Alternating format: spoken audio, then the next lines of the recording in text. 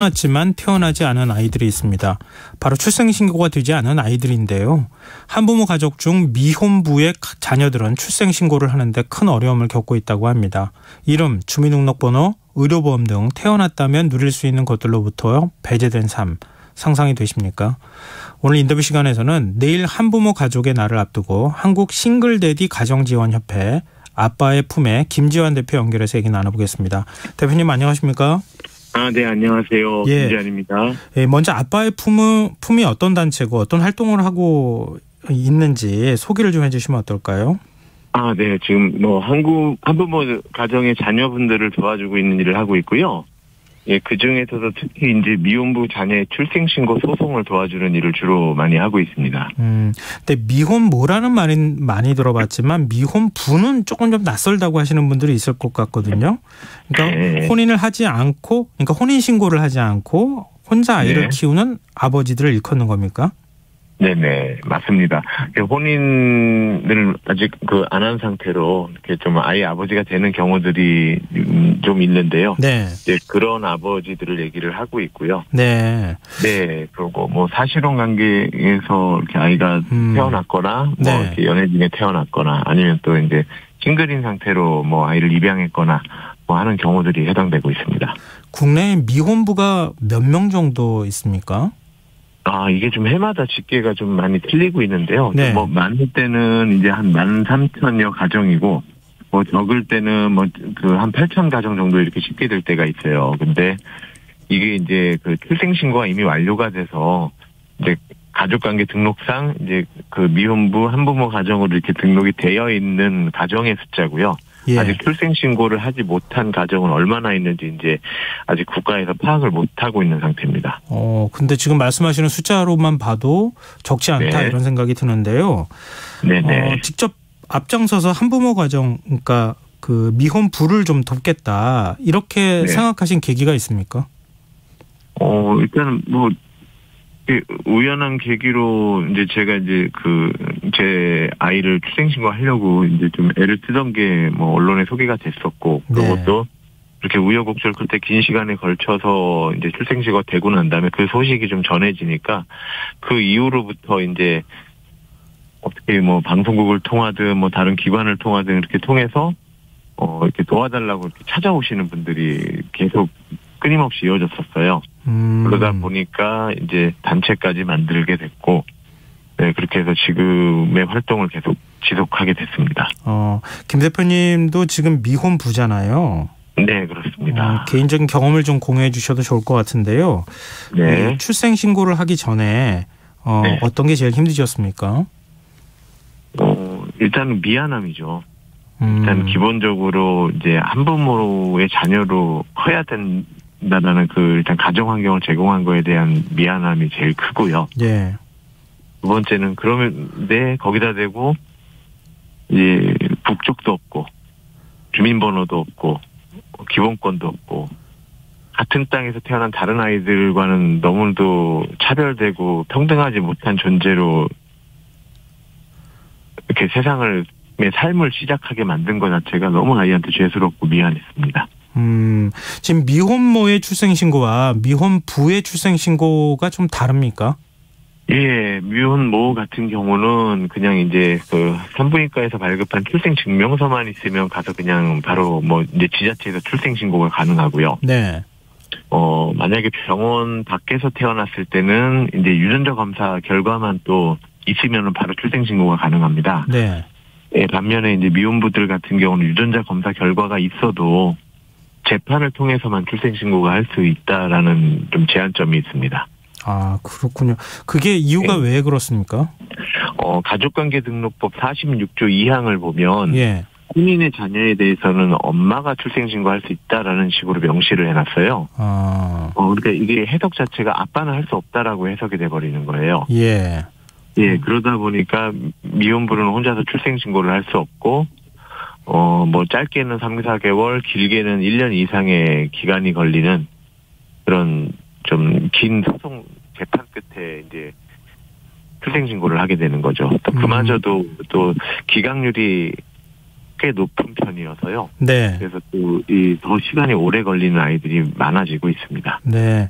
그 대표님이 주도하셔서 지난 2015년에 미혼부 출생신고를 간소화한 사랑입법이 도입이 된 것으로 알고 있거든요. 네. 근데 그 이후에도 상황이 뭐 변하지 않았습니까? 나아지지 않은 겁니까? 일단 사랑입법을 좀 이렇게 정확히 보면은요. 이제 출생신고를 해주겠다, 출생신고를 할 수 있다라는 법이 아니고, 네. 출생신고를 할 수 있는 재판을 받을 수 있는 기회를 제공하겠다. 그리고 출생신고 관련된 그 재판의 매뉴얼을 좀 만들어놨다는 법이죠. 그게 예를 들면 저 같은 경우에는 이제 네 번, 5번의 허가 신청으로 예. 출생신고를 한 반면에 사랑입법은 이제 한 번의 신청으로 그 4가지를 이제 다 한 걸로 간주하는 그런 매뉴얼이 정립이 된 거죠. 그 매뉴얼이 정립되니까 기간도 좀 짧아지고 이제 소송도 간소화가 됐다라는 의미가 있습니다. 보통 그러면은 지금 말씀하신 것처럼 그러니까 소송 절차가 간소화된 것이지 재판을 통해 가지고 사실은 이제 출생신고를 하는 건 과정은 똑같다는 말씀이시잖아요. 네, 그렇습니다. 그러니까 이 또 재판을 받는 주체가 또 이게 아빠가 아니고 아이거든요. 예. 갓난 아이든 아니면 2살 배기, 3살 배기가 됐던 아이가 재판을 받는 거고 아빠는 아이가 그 재판을 진행하고 이렇게 준비를 할 수가 없으니까 그걸 대신해주는 대리인일 뿐인 거예요. 근데 이제 재판에서 보고자 하는 거는 아빠의 상황과 엄마의 상황일 뿐이거든요. 네. 그러니까 아빠와 엄마의 상황 때문에 아이가 재판을 받는다라고 하는 아주 좀 불합리한 이런 상황이고요. 네, 그런 것 때문에 이제 아이가 국가가 가지고 있는 제도와 법으로부터 기본권과 평등권을 제한받고 있다라고 이렇게 여겨지고 있습니다. 근데 보통 재판을 받고 출생신고까지 하는데 한 기간이 얼마나 걸립니까?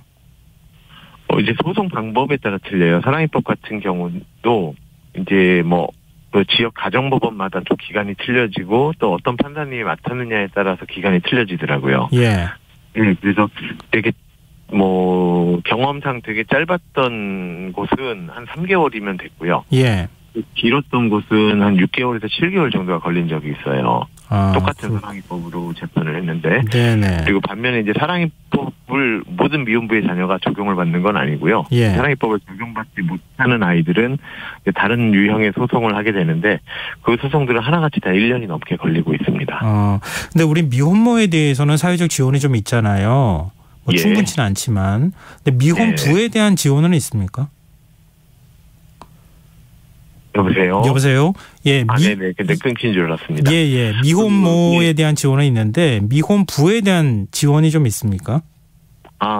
일단은 그냥 미혼모 따로 미혼부 따로 이런 게 아니라 그냥 한부모로 통합해서 이제 지원을 해주는 제도죠. 이게 그렇게 아빠다 엄마다에 따라 크게 차이가 있는 건 아니고요. 네. 만약에 큰 차이가 있다라고 하면 출생신고가 되어 있냐 안 되어 있냐라는 차이가 더 크다고 생각을 합니다. 그렇군요. 그러니까 이제 출생신고를 못하는 거는 이제 아빠들 입장이니까 아무래도 그 부분에서 이제 좀 많이 제한적이고 많이 좀 힘든 상황에 놓여 있는 가정들이 많죠. 네. 자, 마지막으로요. 미혼부 가정을 위한 계획이나 또 바람이 있다면 말씀을 좀 부탁드립니다. 지금 아까 말씀드렸던 이제 엄마만이 출생신고할 수 있다라고 하는 가족관계 등록법 조항에 대해서 제가 헌법재판소에 이제 이렇게 헌법 소원을 올려놓은 상태예요. 예. 이게 좀 합리적이고 정말 상식적으로 납득이 가는 결과가 나오기를 좀 기대를 하고 있고요. 예. 그렇게 해서 일단 아이들이 재판 없이 출생신고가 되지고 국적과 기본권을 확보할 수 있게 되고 그러고 난 다음에 이제 국가가 확인하고자 했던 그런 아빠의 상황, 엄마의 상황을 그 다음에 확인하는 이렇게 순서가 좀 올바르게 바뀌었으면 하는 바람이 제일 크고요. 네. 그리고 가정이 가난하다고 해서 또 부모가 하나라고 해서 또 부모가 없이 두손 가정에서 크던 이제 고아원에서 크던 입양 가정에서 크던 어떤 가정의 형태에서 자라더라도 이 아이들이 건강하고 즐겁고 안전하게 자랄 수 있는 좀 그런 그런 사회가 되는데 좀 목소리를 내고 싶습니다. 네, 뭐 알겠습니다. 한간에는 이제 가난하면 뭐 한부모이면 뭐 몸에 장애가 있으면 아이를 낳는 것이 꼭 마치 죄인인 양. 네. 가난한데 왜 아이를 낳냐? 뭐 한부모인데 왜 네가 왜 애는 무슨 죄가 있냐? 이런 말씀들을 하시는 어른들이 많아요. 네네. 근데 그런 분위기에 그런 사회를 만드는 어른들이 잘못이지 그건 아이들 잘못이 아니거든요. 네네. 예. 알겠습니다. 말씀드렸듯이 어떤 환경 속에 아이가 있어도 안전하고 즐겁고 행복하게 아이가 자랄 수 있는 사회가 되는 게 맞다라고 생각을 하고 네. 좀 그런 알겠습니다. 부분에 목소리를 높이도록 하겠습니다. 네. 알겠습니다. 지금까지 말씀 고맙습니다. 예, 감사합니다. 네. 아빠의 품 김지환 대표였습니다.